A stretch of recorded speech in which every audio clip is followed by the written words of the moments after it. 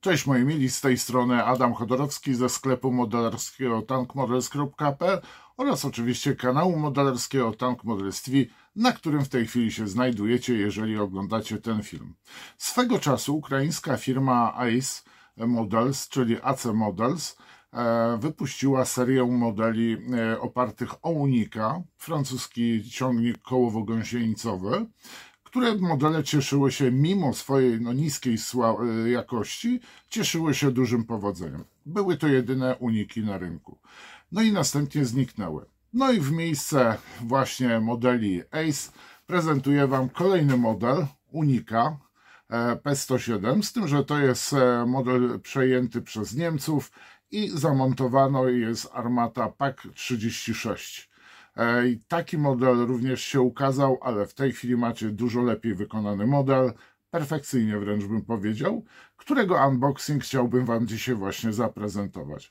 Jest to model polskiej firmy KM Model, również dystrybutora farb Mission Models.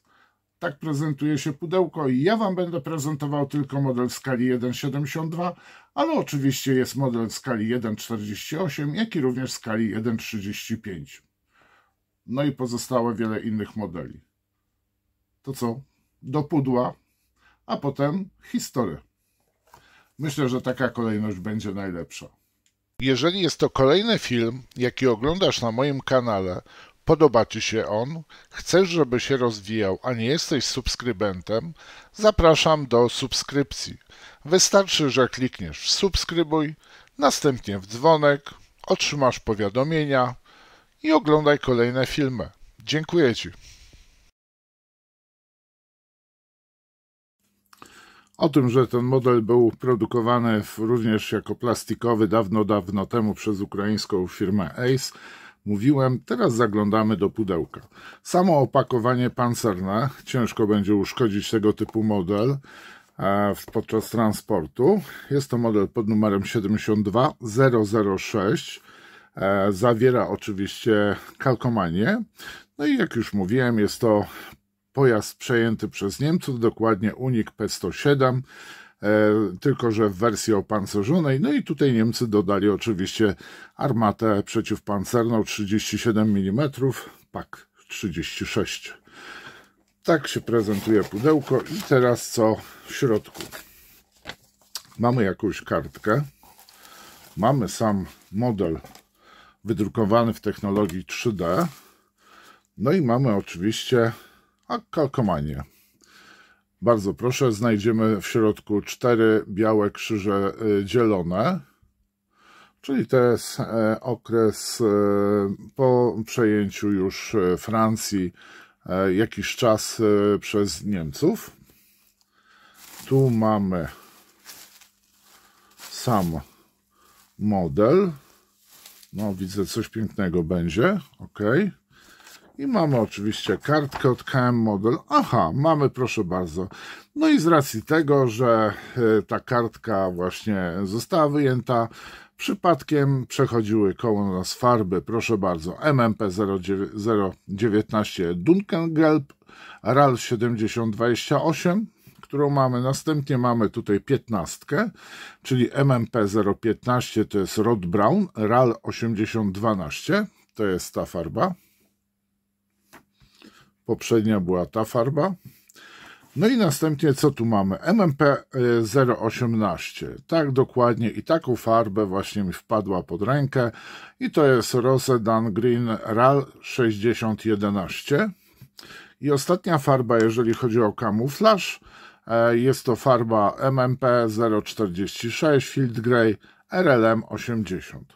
I to są oczywiście farby akrylowe amerykańskiej firmy Mission Models, które są cały czas dostępne w moim sklepie. Naprawdę polecam te farby. Adaś Chodorowski. A teraz przejdziemy sobie do oglądania, ale tak już praktycznie pod mikroskopem tego modelu. I teraz zjeżdżamy z kamerą. I zaczniemy od boku. Tu mamy niesamowitą ilość drobiazgów. Łącznie widzę, o właśnie, oj, znalazła się różdżka. Nie wiem, czy ktoś z Was widział, ale Niemcy nakładali na lufę paku również taką wyrzutnię rakietową. Pocisk rakietowy, który był wystrzeliwany. To jest pocisk przeciwpancerny. I tu właśnie widzimy taki to pocisk, który możemy, gdzie on się schował tutaj, tu mamy z tyłu pióra, lotki jego, który nakładamy po prostu w otwór wkładamy lufę armaty. Samą lufę armaty mamy tutaj. Tu. I co my tu jeszcze mamy? Masę różnego typu detali. Widzimy też dwa kanistry. Centralnie teraz widzicie, są pokazane kanistry z potrójnym uchwytem. Tu mamy, tak, posłuchajcie, tu jest jeden pocisk rakietowy, a tu jest drugi.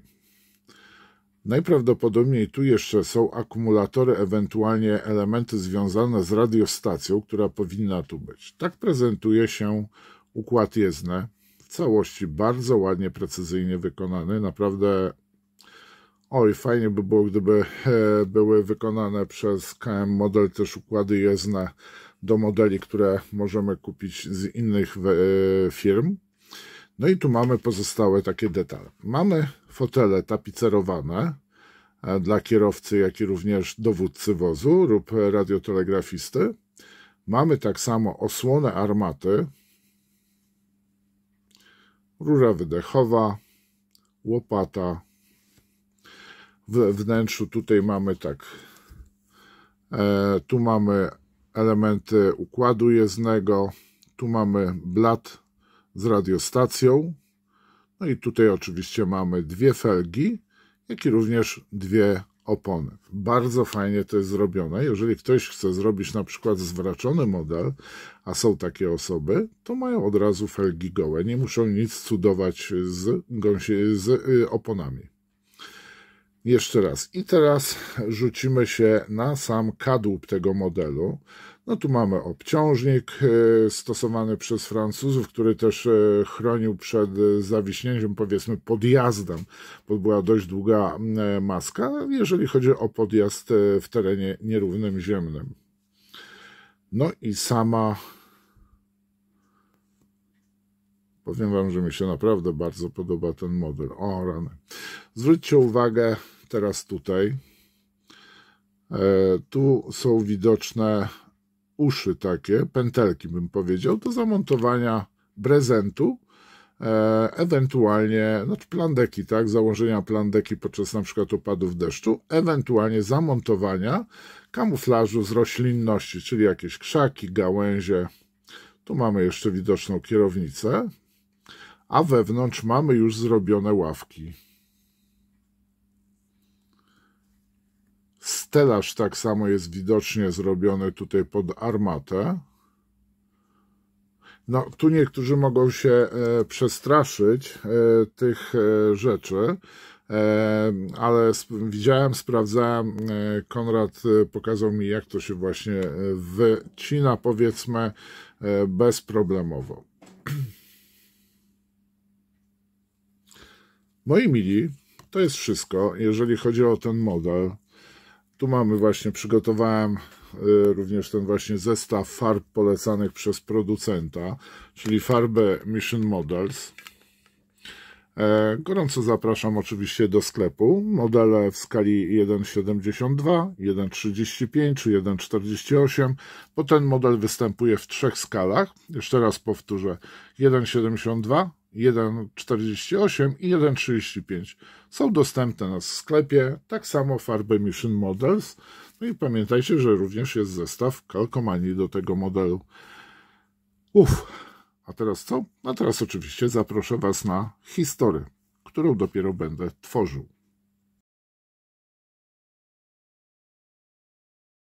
Mam nadzieję, że unboxing Wam się podobał, a teraz krótki rys historyczny na temat omawianego modelu. Po podpisaniu kapitulacji przez Francję, jednym z pojazdów, które przyjęły niemieckie wojska w 1940 roku, były półgąsienicowe ciągniki artyleryjskie Unik P-107. I jeden właśnie z takich ciągników w tej chwili prezentuję na ekranie. Pojazd ten był produkowany przez firmę Unik we współpracy z fabryką Citroena. I tu ciekawostka, produkcja była kontynuowana również po okupacji. Ze względu na zadowalające parametry techniczne Uników P107 został on wpisany na listę przez majora Alfreda Beckera jako pojazd do użytku niemieckiej armii lądowej. A kim był major Becker? Był niemieckim inżynierem i oficerem artylerii, który podczas II wojny światowej, a dokładnie od 1940 roku, zajmował się przebudową przejętych we Francji pojazdów wojsk brytyjskich i francuskich do wymogów niemieckich wojsk lądowych w zakładach Hotchkissa na obrzeżach Paryża, w tzw. Centrum Modyfikacji Pojazdów Zdobycznych. Na aktualnie prezentowanym zdjęciu major Becker stoi po lewej stronie marszałka Rommela. Powracam do Unika P107. Przebudowany przez Beckera był kompatybilny z wieloma systemami uzbrojenia i mógł być dostosowany do różnych celów, np. do wariantu opancerzonego transportera piechoty, wozu dowodzenia łączności, samobieżnych dział przeciwpancernych, w wersji przeciwlotniczej, czy też mobilnych wyrzutni pocisków rakietowych, ale o nich później w kolejnych filmach. Wszystkie te modyfikacje nosiły podstawowe niemieckie oznaczenie U-304F. Wersja opancerzonego transportera piechoty nosiła oznaczenie, niestety nie jestem w stanie przeczytać pełnej nazwy, więc powiem Wam w skrócie, jest to LESPW U-304F. Istniały trzy wersje różniące się kształtem nadbudówki. Pierwsza, 1 Ausf, charakteryzowała się prostopadłymi ścianami nadbudówki.